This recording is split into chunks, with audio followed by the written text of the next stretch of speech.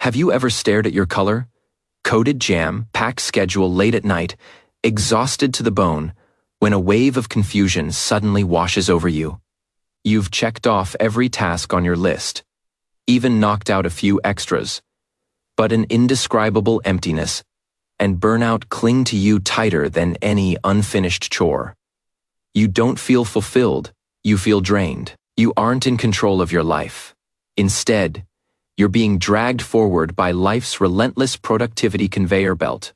If this feeling is familiar to you, if you've ever wondered why the more meticulously you manage your time and adopt productivity hacks, the clearer your anxiety and fatigue become, then today, I invite you to set aside your to-do lists for a moment and join me in a deeper reflection. We're trapped in a cultural illusion, the belief that better time management is the ultimate solution to all our busyness and anxiety. So we chase tools, worship methods, and squeeze every minute dry, only to make a terrifying discovery. We've been optimizing not for a better life, but for the perfect path to burnout. This isn't your fault. It's a massive blind spot in our cultural narrative. We obsess over calculating explicit time costs, cutting 10 minutes off a meeting, shaving 5 minutes from our commute, yet we completely ignore the far more expensive, hidden psychological and energetic costs. These costs never show up on a schedule, but they quietly erode your focus, steal your intrinsic motivation, and drain your resilience. In the end, you find yourself running a seemingly productive race, yet feeling utterly suffocated and powerless. I used to be the most devout believer and guinea pig of this extreme optimization philosophy. My calendar wasn't a calendar.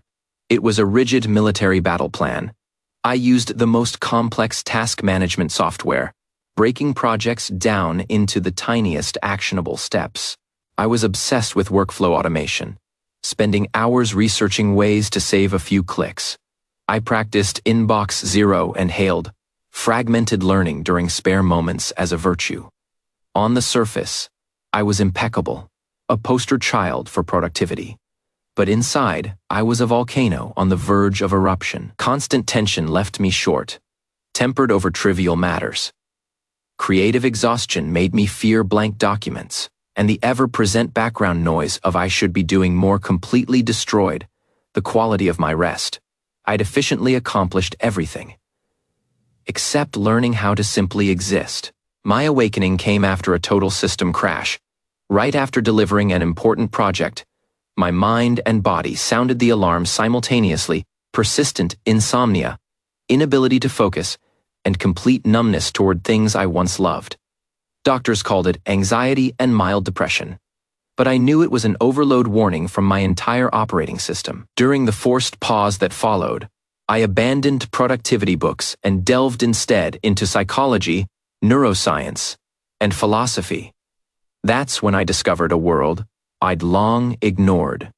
Humans are not machines. Our productivity isn't driven solely by logic and time. It's fundamentally fueled by energy, emotion, and a sense of purpose. I uncovered an unaccounted-for productivity ledger, and written clearly on its pages were 3 hidden costs that can devour all the gains from time optimization. Today, I'm not just going to reveal these costs to you. I'm going to walk you through an upgrade path, moving from the brute force management of external time to the delicate self-governance of your internal energy system. The first hidden cost, and the heaviest's attention residue, and cognitive overload. We live in an era that encourages, even glorifies, multitasking. Can you sit in a meeting while replying to emails? Can you write a report while keeping tabs on social media? If yes, you seem to win a medal in the productivity race. But neuroscience delivers a sobering wake-up call. The human brain is simply not wired for parallel multitasking. It only switches between tasks at lightning speed, and every switch comes with a cost. Your brain has to perform a series of complex operations, pausing the neural processes of task A, storing part of its working memory, clearing the cache, then loading the context, rules, and goals required for task B. This process is called the task switching cost. How steep is this cost? Studies show that even simple switches can lead to a productivity loss of up to 40%. Worse yet, the mental residue of task doesn't disappear immediately. It lingers like background noise, interfering with your focus on task B, a phenomenon known as attention residue. You think you're saving time, but in reality, you're repeatedly paying a hefty cognitive restart tax. Your brain becomes like an old computer being forced to shut down and reboot constantly, wasting precious glucose and neurotransmitters on starting and stopping processes instead of on deep, creative thinking. By the end of the day, you've crossed countless small tasks off your list, yet your mind feels foggy and drained. That's because your most valuable cognitive resource, deep focus, has been shredded to pieces by this constant switching. The doing multiple things at once you chase ends up becoming not doing anything deeply. You win the illusion of busyness, but lose the ability to produce real value and experience profound joy. This is the first kind of suffocation. Your mind loses the possibility of peace and depth. The second, hidden cost, more deceptive, the tyranny of planning and loss of flexibility. It seems instinctive that the more meticulously we plan our lives, the safer we feel. So we fill our schedules to the brim, minute by minute, using airtight plans to fight the uncertainty of the world. This creates an illusion of control. But illusions are always fragile. At its core, over-planning is a deep fear of chaos and unpredictability. It builds you a magnificent yet brittle glass palace, with a clear view and perfect order. But a single unexpected pebble, a sudden phone call, a mood swing, an unforeseen task, can crack, or even shatter, the entire structure. When your schedule leaves no buffer room, surprises stop being life's little detours and become fatal blows to your perfect system, triggering instant anxiety and frustration. But what's even more dangerous than dealing with external surprises is the systematic strangulation of internal inspiration and spontaneous creativity. Great ideas, breakthrough connections, those aha moments that make you feel truly alive. They never knock on your door at the scheduled creative time, 2:03 p.m. slot on your calendar. They're born during a wandering walk, a boring wait, or the gaps between tasks. When every spare moment is filled with productive activities, inspiration loses its breeding ground. Your life becomes a high-speed train running strictly on schedule, punctual and efficient. But you'll never experience the unexpected scenery outside the window or the possibility of changing tracks. You become enslaved by your own plans, and any deviation feels like a moral failure. I didn't stick to the plan again. The productivity born from this state is rigid, fragile, and utterly joyless. This is the second kind of suffocation. Your life loses the flexibility for surprises and flow. The third, hidden cost, most insidious and destructive, the usurpation of purpose by the need for closure. Our brains are obsessed with closure, checking off an item on a to-do list, emptying your inbox, finishing a project. Each act releases a small burst of dopamine, an instant, sweet reward. The problem is that we easily become addicted to this tiny pleasure, unconsciously optimizing our behavior to chase more completions rather than truly completing what matters. This leads to a dangerous misalignment of priorities. Trivial, quick, to finish tasks that deliver instant gratification, like replying to simple emails, organizing your desk, doing formatting works, start crowding out the time and energy reserved for important, difficult tasks that require long-term incubation to generate real value, like strategic thinking, complex creation, nurturing relationships. Every time you choose to handle a trivial task, your brain rewards you, but facing a difficult task brings only uncertainty and stress. Over time, your behavioral system gets hijacked. You become an addict to the need for closure, busy clearing fallen leaves from the ground. They'll keep coming back while indefinitely postponing the work of pruning, fertilizing, and strengthening the roots of your tree. You efficiently win one trivial skirmish after another, but strategically, you lose the entire war that defines your life's direction and achievements. This is the deepest kind of suffocation. Your efforts lose the guiding light of purpose and meaning. Faced with these three hidden costs, that erode our quality of life. Tinkering around the edges of the old time management framework is no longer enough. We need a complete cognitive upgrade and system reboot, moving from the outdated paradigm of time management to the new realm of energy self-governance. Time is a fair 24 hours for everyone. A one-way, non-renewable scarce resource. Energy, however, especially psychological and cognitive energy, is renewable, cultivable, and can be cleverly allocated. Managing time is an industrial era mindset. Managing energy is the wisdom of the knowledge, creativity era. How do we practice energy self-governance? It's not a hack, it's an underlying system that requires deliberate construction, built on 3 core pillars. Pillar 1. Conduct an energy audit and schedule strategically. Completely shift the starting point of how you plan your day. Stop asking, "When do I have free time?"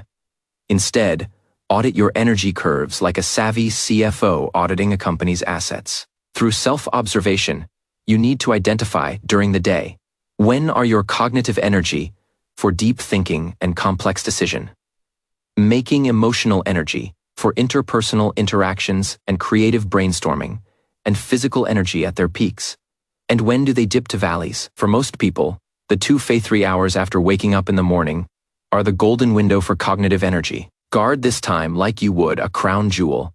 Reserve it exclusively for one and only one deep focus creative tasks, such as writing core content, formulating key strategies, learning complex concepts, and block out all distractions and communications. Move reactive tasks like meetings, calls, email replies, and administrative chores to your low-energy periods.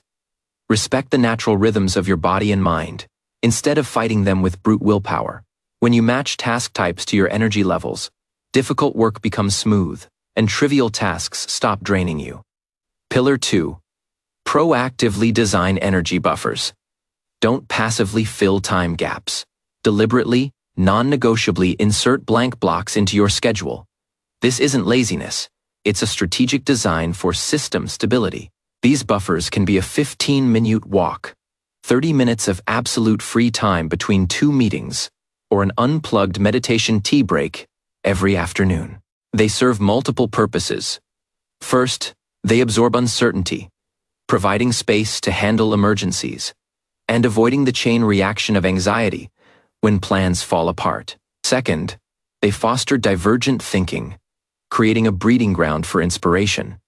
Many brilliant ideas are born during these unproductive moments of relaxation. Third, they reset your attention, helping your brain clear attention residue. Fully disengage from one cognitive context and prepare for the next deep focus task. Treat these buffers as your personal system's shock absorbers and innovation incubators. Their value far outweighs checking off 1 or 2 more trivial tasks. Pillar 3. Embrace strategic incompletion and practice mindful priority elimination. This is the most transformative and challenging pillar of energy self-governance.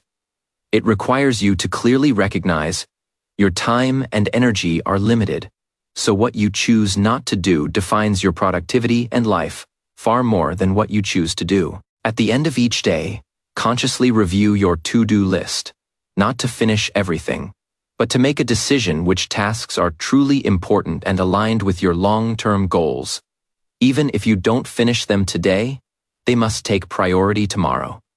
Which are fake tasks born out of habit, others' expectations, or your need for closure. Courageously cross the latter off the list, or postpone them indefinitely. This requires negotiating with the perfectionist voice inside your head that says, "I need to do everything well."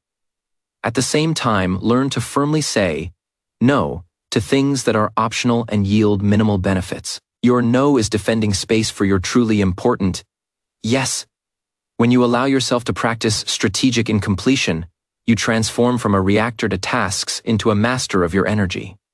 When you start integrating these 3 pillars into your life, a subtle yet profound shift will occur. You'll no longer feel like your life is a bowstring pulled tighter and tighter.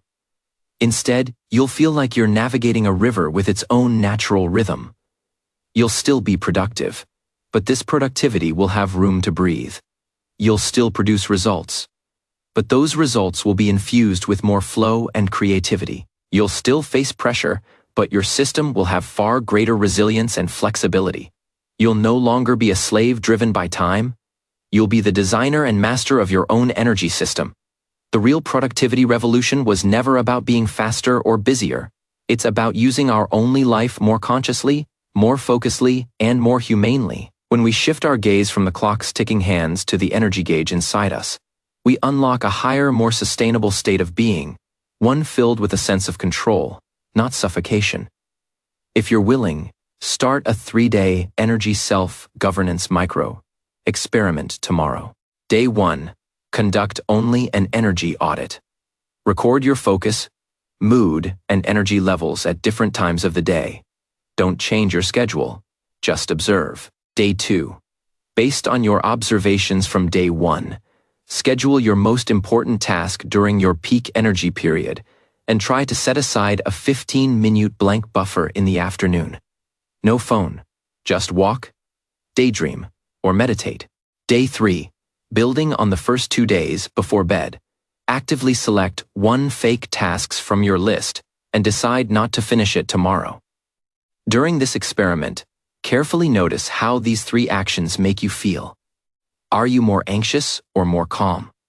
Are you more tired, or have you conserved energy for what matters?